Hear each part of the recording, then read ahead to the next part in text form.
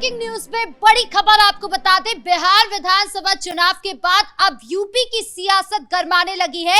एक तरफ अभी 2027 का चुनाव करीब भी नहीं आया है और समाजवादी पार्टी और कांग्रेस में कमान संभालने को लेकर खटपट शुरू हो गई है कि इंडिया ब्लॉक की कमान कौन संभालेगा, इंडिया गठबंधन की कमान कौन संभालेगा। इसी पर चर्चा करने के लिए मेरे साथ मौजूद है मेरे सहयोगी हर्षजीत सर। समाजवादी पार्टी और कांग्रेस के बीच खटपट देखने को मिल रही है, क्या ये पूरा मामला? देखिए, इमरान मसूद के बयान ने इनको हवा देने का काम किया है, जो खबर हम अपने दर्शकों को बता रहे हैं। हालांकि इमरान मसूद ने कई बातें बोली हैं जिसके बाद कांग्रेस का कोई रिएक्शन नहीं आया है, यानी कांग्रेस भी इमरान मसूद के बयान का समर्थन कर रही है, जिससे साफ है कि कांग्रेस और समाजवादी पार्टी में बड़ी खटपट होने वाली है। आपने सही कहा कि इंडिया अलायंस के नेतृत्व को लेकर लगातार सवाल खड़े हो रहे हैं, क्योंकि राहुल गांधी ने जब जब इंडिया अलायंस के नेतृत्व की कमान संभाली है तब तब हमने देखा है कि इंडिया अलायंस धड़ाम साबित हुआ है और बिहार के अंदर वही हुआ है। और उत्तर प्रदेश के अंदर ये ना हो, उसके लिए मांग की जा रही है समाजवादी पार्टी के नेताओं की तरफ से कि इंडिया अलायंस का नेतृत्व अखिलेश यादव की तरफ से संभाला जाए। बिल्कुल, मैंने देखा कि यूपी में जिस तरीके से सवाल उठाया जा रहा है कि यूपी में सिर्फ एक ही तो चेहरा है विपक्ष की ओर से, अखिलेश यादव, तो उनको क्यों ना कमान संभाली देनी जानी चाहिए। लेकिन दूसरी तरफ कांग्रेस की ओर से कहा जा रहा है कि राहुल गांधी के अलावा और कोई चेहरा है ही नहीं। बिल्कुल, देखिए, इंडिया अलायंस के नेतृत्व के लिए इमरान मसूद ये कह रहे हैं कि राहुल गांधी के नेतृत्व को ही हमें स्वीकारना चाहिए, क्योंकि राहुल गांधी के चेहरे के अलावा कोई और चेहरा नहीं है जो इंडिया अलायंस का नेतृत्व कर पाए। हालांकि उत्तर प्रदेश को लेकर भी उन्होंने बात कही है कि उत्तर प्रदेश में राहुल गांधी का चेहरा जितने बार भी आएगा उतना कहीं ना कहीं अखिलेश यादव को फायदा पहुंचा जाएगा। लेकिन आखिर वो बात उन्होंने किस आधार पर बोली है ये समझ नहीं आ रहा है, क्योंकि बिहार में जब जब राहुल गांधी का चेहरा नजर आया है, चाहे फिर तेजस्वी यादव के साथ हो या फिर तेजस्वी के बगैर हो, नुकसान ही पहुंचाया है। और बिहार में देखिए कि आज नीतीश कुमार ने शपथ ले ली है, एक बार फिर से 10वीं बार वो मुख्यमंत्री बन गए हैं।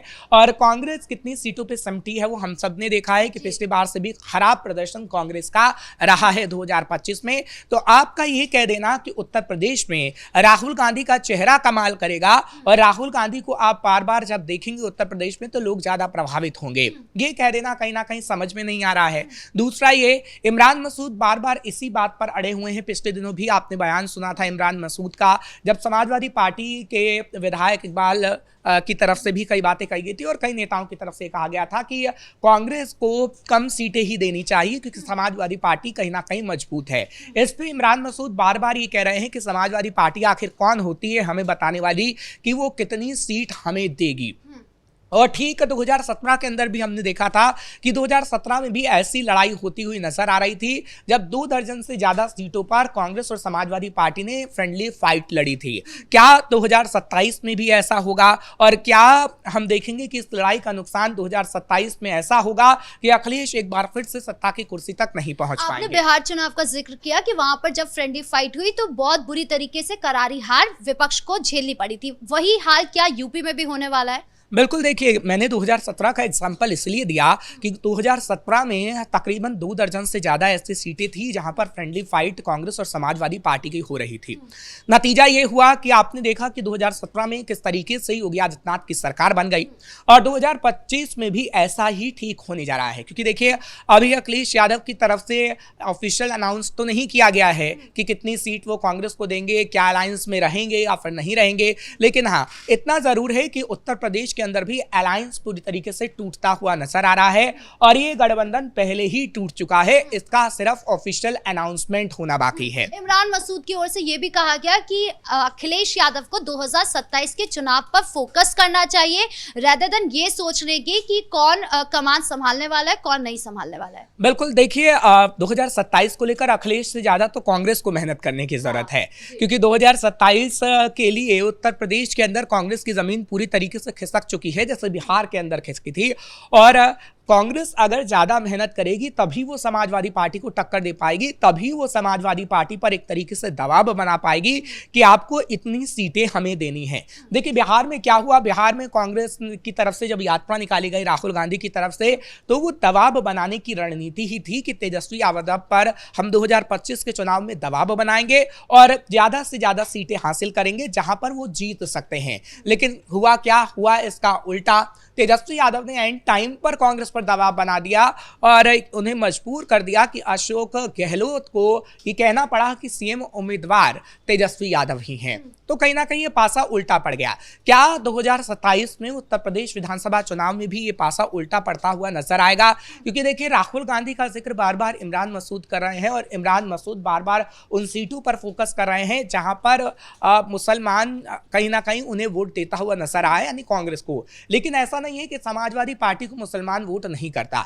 लोकसभा चुनाव का एग्जाम्पल आप देख लीजिए, 2024 के लोकसभा चुनाव में किस तरीके से एकमुश्त होकर मुसलमानों ने समाजवादी पार्टी का साथ दिया है। तो कांग्रेस का इतना कह देना कि वो सारी जहां मुस्लिम उम्मीदवार हम उतारेंगे और मुसलमान हमें जिताने का काम करेंगे, इतना भर नहीं रहेगा। अभी और देखेंगे कि और सीटों के लिए भी फाइट होगी, लेकिन ये फाइट क्या चुनाव के एंड वक्त तक चलती है? क्योंकि देखिए, अगर बिहार की तरह ये फाइट उत्तर प्रदेश में एंड वक्त तक चली तो कहीं ना कहीं समाजवादी पार्टी दोबारा से सरकार तो कभी नहीं बना पाएगी। लेकिन अखिलेश यादव जो है वो दिखाई तो देते हैं, कभी वो प्रेस कॉन्फ्रेंस में दिखाई देते, कभी वो सरकार की आलोचना करते हुए नजर आते हैं। लेकिन अगर कांग्रेस की बात की जाए तो राहुल गांधी कभी उत्तर प्रदेश में दिखते ही नहीं है। बिल्कुल, देखिए, उत्तर प्रदेश की अगर हम बात करें तो उत्तर प्रदेश सबसे बड़ा राज्य होने के नाते कहीं ना कहीं वहाँ की पॉलिटिक्स को राहुल गांधी को समझना होगा, जो राहुल गांधी समझ नहीं पाए थे।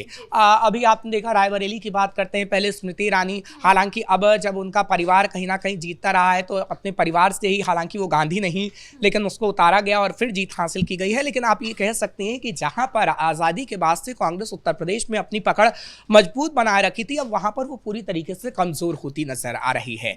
और ये समाजवादी पार्टी को भी दिखता हुआ नजर आ रहा है। समाजवादी पार्टी इसलिए कांग्रेस को अब पीछे ढकेलना चाहती है क्योंकि आप कहीं पर भी देख लीजिए, हिंदी पट्टी राज्यों में कैसे कांग्रेस कमजोर होती हुई नजर आ रही है। आप इंडिया अलायंस तो इसे कहते हैं, इंडिया अलायंस तो कहते हैं, लेकिन बंगाल में भी इंडिया अलायंस है। तो क्या बंगाल में ममता बनर्जी आपको उतनी सीटें देंगी जितनी आप मांग रहे हैं? वो तो सीट बिल्कुल भी देने को राजी नहीं होंगी। आपने बिहार के अंदर देखा, बिहार के अंदर जितनी सीटें आपने मांगी उतनी तेजस्वी ने आपको नहीं दी। और इसी तरीके से समाजवादी पार्टी भी करेगी। उत्तर प्रदेश के अंदर की समाजवादी पार्टी भी उतनी सीट नहीं देगी।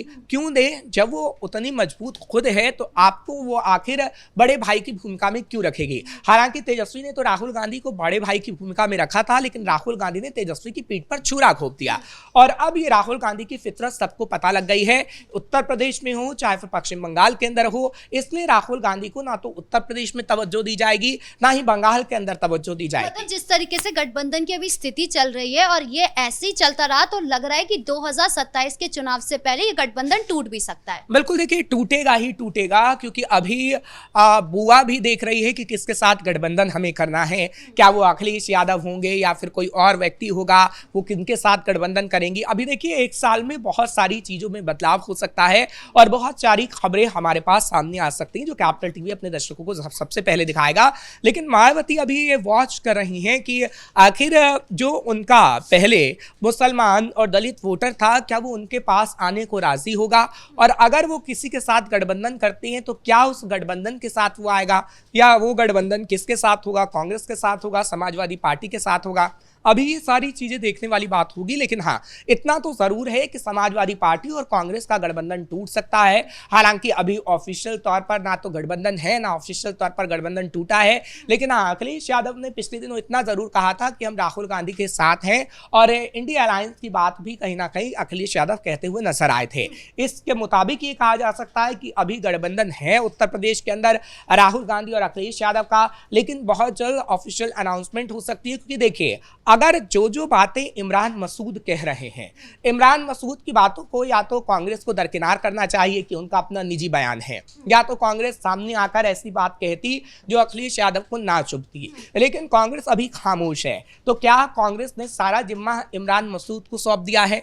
क्या कांग्रेस पर्दे के पीछे से इमरान मसूद को ये कह रही है कि आप सारा जिम्मा संभालिए और आप सब ये बातें कहिए, हम आप कुछ नहीं कहेंगे, और आपको कहीं ना कहीं अखिलेश यादव पर दबाव बनाना है? क्योंकि देखिए, इस रणनीति को दबाव बनाने की रणनीति ही कहते हैं, जो इमरान मसूद कर रहे हैं, जो तेजस्वी यादव ने बिहार के अंदर किया है। तो ये दबाव वाली रणनीति कितनी काम आती है, ये तो खैर वक्त ही बता पाएगा, लेकिन हाँ ये दबाव लगता नहीं है कि आगे आने वाले समय में काम आएगा और कांग्रेस फिर से धाराशायी होती नजर आएगी। इस मुद्दे पर ज्यादा जानकारी के लिए आपका बहुत बहुत धन्यवाद। तो कुल मिलाकर जिस तरीके से कांग्रेस के अंदर और समाजवादी पार्टी के अंदर गहमा गहमी देखने के लिए मिल रही है, वो मुश्किलें बढ़ा रहा है इंडिया गठबंधन के लिए ही। अब ऐसे में 2027 के चुनाव में भी अगर इसी तरीके का सिलसिला चलता रहा तो वो वक्त दूर नहीं होगा जब गठबंधन टूट जाए। अब ऐसा होता है या नहीं, ये तो देखने वाली बात होगी। ब्रेकिंग न्यूज पे इतना ही। कैमरा पर्सन कुणाल के साथ मैं राधिका राज।